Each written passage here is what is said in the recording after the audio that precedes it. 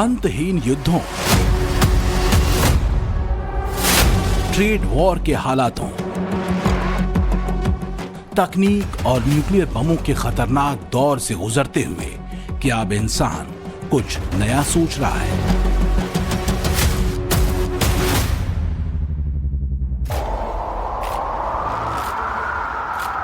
वो सोच जो करीब 4.5 अरब साल पहले धरती पर जीवन की शुरुआत और करीब 3 लाख साल पहले दुनिया के सबसे बुद्धिमान इंसानों होमो सेपियंस की भाषा की खोज से भी विशाल है। भले ही ये एक विचार हो, पर इस विचार पर काम शुरू हो चुका है। चुपचाप लेकिन दुनिया के कई हिस्सों में इंसानों ने भविष्य के इस सपने पर करोड़ों के दांव लगाना शुरू कर दिया है।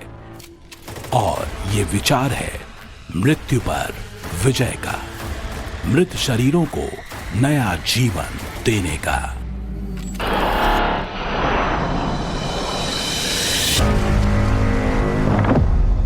तो क्या मृत शरीरों को फिर जीवित किया जा सकता है? दुनिया में क्यों पुनर्जन्म की उम्मीद पर करोड़ों के दांव लग रहे हैं? क्या इंसान मृत्यु पर विजय पाने के नजदीक है? जर्मनी की एक कंपनी की खूब चर्चा हो रही है। यह कंपनी क्रायो प्रिजर्वेशन सर्विसेज दे रही है, जिसमें सर्विस लेने वाले से यह वादा किया जाता है कि फ्यूचर में जब टेक्नोलॉजी बढ़ेगी तो इन फ्रीज मृत शरीरों को फिर से जीवित किया जा सकेगा। इस दावे को सुनकर भले आप कहें कि भविष्य किसने देखा है, लेकिन सच ये है कि कंपनी की बातों को सुनकर लोग करोड़ों के दांव लगा रहे हैं। मृत्यु के 50-100 साल बाद भी उसी शरीर को जिंदा हो जाने की उम्मीद को लेकर। तो आखिर क्या है क्रायो प्रिजर्वेशन?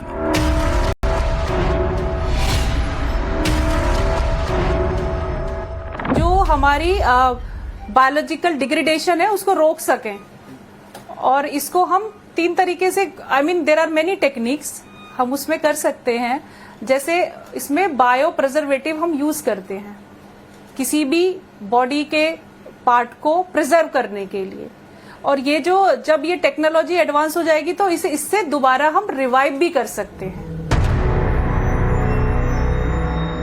हालांकि जीवन को रिवर्स करने और मृत शरीर को जीवित करने की दिशा में क्रायोनिक्स सिर्फ पहला कदम ही कहा जा सकता है। इस पूरी प्रक्रिया में डेड बॉडीज में एंटी फ्रीज सॉल्यूशन का इंजेक्शन देने के बाद इसे -196 डिग्री सेंटीग्रेड पर एक खास कैप्सूल में रखा जाता है, जिन्हें क्रायो टैंक्स कहते हैं। इसमें लिक्विड नाइट्रोजन भरी होती है जो बॉडी को खराब नहीं होने देती। डेड बॉडीज में क्रिप्टो प्रोटेक्टेंट इंजेक्ट किया जाता है, जिससे सेल यानी कोशिकाओं में बर्फ के क्रिस्टल नहीं बनते। क्रायोनिक्स से पूरे शरीर को या सिर्फ ब्रेन को संरक्षित किया जा सकता है। लेकिन सवाल यह है कि एंटी फ्रीज लिक्विड शरीर में इंजेक्ट क्यों करते हैं? दरअसल हमारा शरीर 50 से 60% पानी से बना है।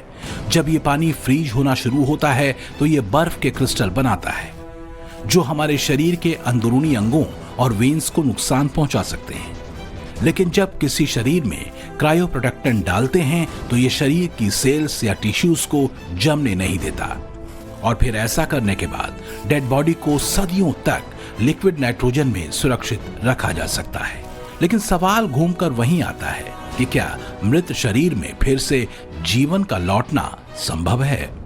क्रायो प्रिजर्वेशन से एज सच कोई संबंध नहीं है, अभी तक कोई एविडेंस नहीं है, साइंटिफिकली एविडेंस नहीं है। बट रीबर्थ का कॉन्सेप्ट कई धर्मों में मौजूद है और कल्चरली काफी एक्सेप्टेड भी है।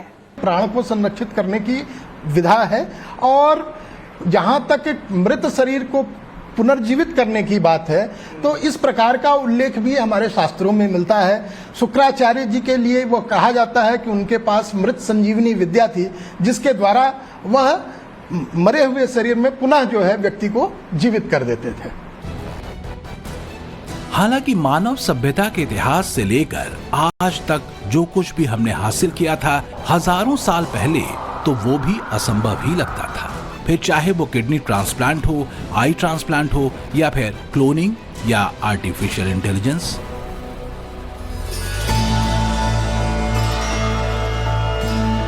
वैदिक काल के ग्रंथों में और उपनिषदों के गूढ़ ज्ञान में जीवन मृत्यु ही नहीं, चिकित्सा विज्ञान के गहरे सूत्र भी मिलते हैं। ऋग्वेद के प्रथम मंडल के 116वें सूत्र में अश्विनी कुमारों को कहा गया है, अपत्यम यो अश्विनो स्वः पुर्यच्छतुः पतिमृतम, यानी तुमने मृत पति को फिर से जीवन देकर पत्नी को सौंपा। ये श्लोक स्पष्ट रूप से मृत्यु के बाद पुनर्जीवन की घटना को दर्शाता है। अश्विनी कुमारों को वेदों में वैद्यों का वैद्य कहा गया है, जिन्होंने मृत, अपंग या फिर वृद्ध को फिर से जीवन और यौवन दिया। हमारी सनातन परंपरा में पुनर्जन्म की जो अवधारणा है, इसकी पूरी मान्यता है और हमारे शास्त्रों में इसका अनेक स्थानों पर उल्लेख मिलता है। और सबसे ज़्यादा जो हमारे संपूर्ण विश्व में प्रसिद्ध ग्रंथ है भगवत गीता, गीता में तो इसके उदाहरण अनेक जगहों पर मिलते हैं। जैसे जो कृष्ण अपना जब उपदेश देते हैं, दूसरे अध्याय के 22वें श्लोक में वो कहते हैं कि वासांसि जीर्णानि यथा विहाय नवानि गृह्णाति, अर्थात मनुष्य अपने इस पुराने शरीर को जो है छोड़ करके नया शरीर ग्रहण करता है, जो कि पुनर्जन्म का एक स्पष्ट प्रमाण है। हालांकि मृत शरीर को संरक्षित करने और भविष्य में टेक्नोलॉजी के एडवांस होने पर उसे फिर से जिंदा करने को लेकर विज्ञान शंका व्यक्त करता है। मेडिकल एक्सपर्ट इस पूरे कॉन्सेप्ट को ही संदेह की नजर से देखते हैं। अगर मैं अभी की बात करूं तो ये क्लेम करना इज प्योरली हाइपोथेटिकल। ओके, अभी तक साइंस के पास कोई भी ऐसा एविडेंस नहीं है हमारे पास कि ये प्रूव कर सके कि हम उनको लॉन्ग टर्म के लिए रख सकते हैं।